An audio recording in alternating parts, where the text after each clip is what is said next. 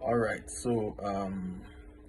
A friend of mine reached out to me in the morning and he asked me one question that I couldn't answer. So I said, okay, give me time. Let me just think about it and then I'll get back to you. So this is the answer to the question, and I've decided to make a video out of it so that it's gonna bless others too. So he said, how do you build character? That got to me because, of course, I've always known that character is a fuel and a currency in this world that we have now. You can't afford not to have character. You can't afford not to have character. And there is nothing like good or bad character. It's either you have character or you don't have character. There's nothing like good character. There's nothing like bad character. You either have the good, you either have character or you don't have character. So I've been able to come up with how many? 1, 2, 3, 4, 5, 6, 7, 8, 8 points. 8 points on how to build character. Number one, take responsibility of your actions. Yes, take responsibility of your actions. Take responsibility of your actions. You can't afford to transfer blames, to always transfer blames. You can't afford to always transfer responsibilities. You can't afford to always come up with excuses. You can't afford to always come up with excuses that explains why you are failing. You can't afford to come up with excuses that explains why you are not able to deliver. So you must take responsibility for every of your shortcomings. Take responsibility of every of your inadequacies. It's not a sign of weakness, it's actually a sign of strength. Yeah, it's not a sign of weakness, it's a sign of strength. When you take responsibility, it mounts a good pressure on you to do better than you've done now. That's what responsibility, that's what it does to you. So that's the first one. Take responsibility. Number two, develop personal discipline. Develop personal discipline. Discipline is what cultures your life. Discipline is what molds your life. Discipline in the area of your time. Know what you use your time for. Discipline in the area of your energy. Know what you expend your energy on. Discipline in the area of your goals. Your goals for the weekday, goals for the week, goals for the month, goals for the year, goals for the quarter.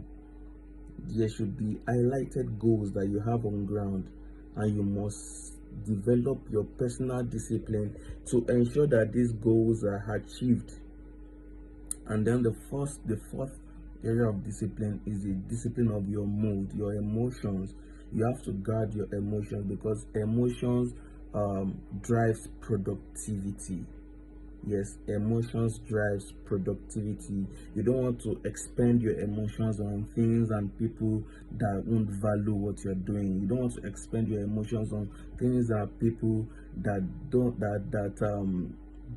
how do I put it now? Things and people that don't really honor what you represent.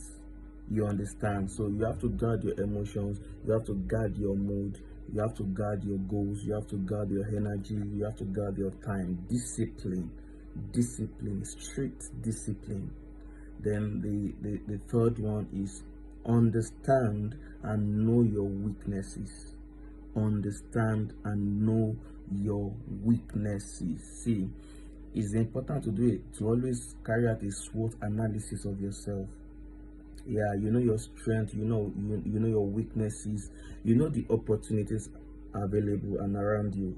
When you carry out your SWOT analysis, it helps you take advantage of opportunities around you, it helps you leverage on your strength, and it helps you work on your weaknesses. So you need to know your weaknesses, because if you know your weaknesses, you will know how to guard yourself around people in such a way that the weaknesses does not affect your relationship with people. So understand your weaknesses. The fourth is align your priorities with your values. Align your priorities with your values. Some people don't have the core values that governs their life. That is not a good way to live. Yes, that is not a good way to live. You must have core values that governs your life. For example, me personally, I hate lies, I hate deceit. It's not part of me, and it will never be part of me.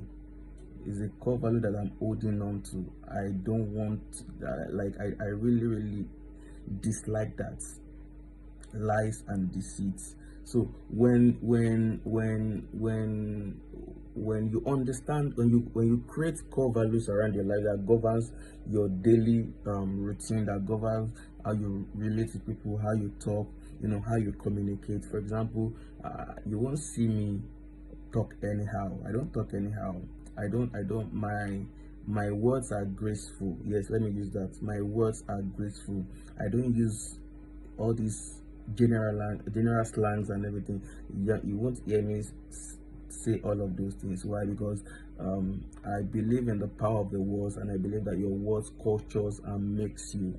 So whatever you say, it has a way of building your minutes, has a way of building your day, has a way of building your week, has a way of building your year, and in summary, it has a way of building your life. So graceful words. So build your priorities around your core values. If you don't have core values, sit down and draft out core values that align with your assignment here on earth.